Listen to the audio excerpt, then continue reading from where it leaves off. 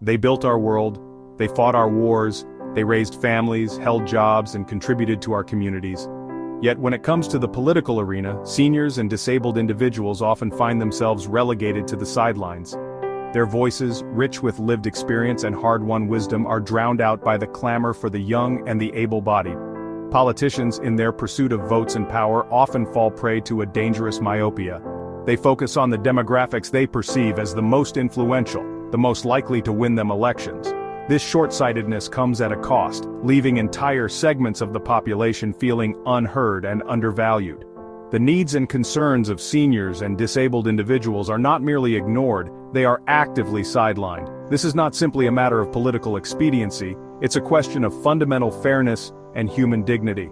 These groups, far from being a drain on society, have invaluable contributions to make. They are living libraries of knowledge, repositories of history, and beacons of resilience. The time has come to shift the narrative. We must move beyond the stereotypes and recognize the inherent worth of every individual regardless of age or ability. Why are seniors and the disabled so often overlooked? The answer is a complex tapestry woven from harmful stereotypes, ingrained biases, and a political system that prioritizes short-term gains over long-term societal well-being. Ageism, the insidious belief that value diminishes with age, casts seniors as unproductive members of society. Their contributions are minimized, their voices dismissed as irrelevant in a world obsessed with youth and vitality. This prejudice is further compounded by ableism, a pervasive system of discrimination that favors the able-bodied, often viewing disability as a weakness or a burden. Politicians, acutely attuned to the prevailing winds of public opinion, often shy away from championing the rights of these marginalized groups. They fear alienating voters who hold these prejudiced views, or worse, losing campaign donations from powerful industries that benefit from the status quo. This toxic combination of societal prejudice and political apathy creates a vicious cycle, further marginalizing seniors and disabled individuals and silencing their voices in the corridors of power. It is a cycle that must be broken. To relegate seniors and disabled individuals to the margins of society is not only morally wrong, it is to rob ourselves of a wealth of untapped potential. They possess a depth of experience, a resilience forged in the face of adversity, and a unique perspective that can enrich our communities in countless ways. Seniors, having navigated the complexities of life, offer a wealth of knowledge and wisdom. They are mentors, storytellers, and keepers of our collective memory. Their experiences, both triumphs and failures, serve as invaluable lessons for younger generations. Disabled individuals, too, contribute to society in profound ways. They challenge our assumptions about ability, demonstrate remarkable resilience and ingenuity in overcoming obstacles, and remind us of the importance of empathy and inclusion. They are artists, entrepreneurs, activists, and innovators, constantly pushing the boundaries of what is possible. To truly create a just and equitable society, we must recognize and celebrate the unique contributions of these individuals. The time for complacency is over. The time to act is now. We must raise our voices and demand that our political leaders prioritize the needs of seniors and disabled individuals. We must hold our elected officials accountable for their voting records on issues that directly impact these communities. We must advocate for increased accessibility, affordable healthcare, and social programs that promote inclusion and independence. Let us remember that the measure of a society is not its GDP or its military might, but how it treats its most vulnerable members. Just like the kids are the future of the world, the senior and the disabled have something to give to the world too, more than being put in nursing homes.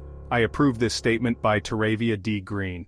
To ensure politicians stay committed to the needs of the disabled and elderly, several steps can be taken. First, we must advocate for inclusive policies that address the specific needs of these groups.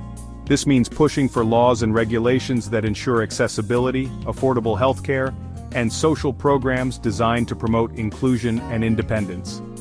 Second, increasing representation of disabled and elderly individuals in political offices is crucial. By having more voices from these communities in positions of power, we can ensure that their unique perspectives and needs are always considered in the decision-making process. Third, promoting public awareness campaigns can help highlight the contributions and challenges faced by these communities. By educating the public, we can foster a greater sense of empathy and urgency to address these important issues. Fourth, encouraging collaboration between government agencies, nonprofits, and advocacy groups can create a more unified and effective approach to tackling these challenges. Working together, we can pool resources and expertise to make a bigger impact. Finally, implementing regular assessments and feedback mechanisms is essential for monitoring progress and making necessary adjustments. By continually evaluating the effectiveness of our efforts, we can ensure that we are always moving toward meaningful change. Together we can build a society that truly values and supports its most vulnerable members. The time to act is now. In the face of political inaction, communities have stepped up to support disabled individuals. Grassroots organizations, local initiatives, and everyday heroes have made significant strides in providing resources, advocacy, and a sense of belonging.